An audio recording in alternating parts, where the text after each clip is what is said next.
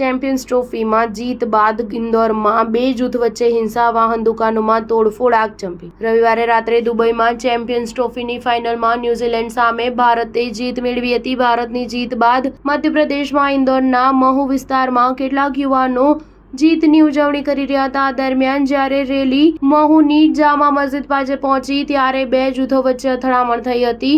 આ ઘટનામાં ઘણા લોકો ઇજાગ્રસ્ત થયા છે. પથ્થરમારા સાથે ઘણી દુકાનોમાં આગ લાગવામાં આવી છે. મહુમાં થયેલા હોબાળા બાદ પોલીસ એક્શન મોડમાં છે. આ વિસ્તારને છાવણીમાં ફેરવી દેવામાં આવ્યો છે.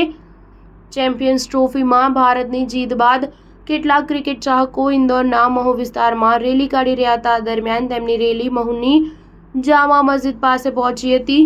લોકો જામા મસ્જિદની અંદર નમાઝ અદા કરી રહ્યા હતા. આ દરમિયાન બંને પક્ષો વચ્ચે કોઈ વાતને લઈને ઝઘડો થયો અને ઝઘડો એટલો વધી ગયો કે પથ્થરમારો શરૂ થઈ ગયો.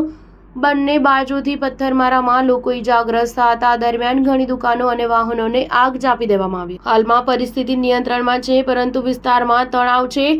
મહુમાં થયેલી આ હિંસા અંગે માહિતી આપતા ઇન્દોરના કલેક્ટર આશિષ સિંહે જણાવ્યું હતું કે પથ્થરમારા બાદ પરિસ્થિતિ નિયંત્રણમાં છે. વિસ્તારમાં પોલીસ બંદોબસ્ત ગોઠવી દેવામાં આવ્યો છે. હાલમાં પરિસ્થિતિ નિયંત્રણમાં છે. આ મામલે પોલીસે જણાવ્યું હતું કે આ વિસ્તારમાં ઉજવણી દરમિયાન બે પક્ષો વચ્ચે કોઈ વાતને લઈને ઝઘડો થયો હતો. ત્યારબાદ પથ્થરમારો અને આગચંપી થઈ હતી. સ્ટાર ન્યૂઝ 7 હંમેશા સચ્ચાઈની સાથે.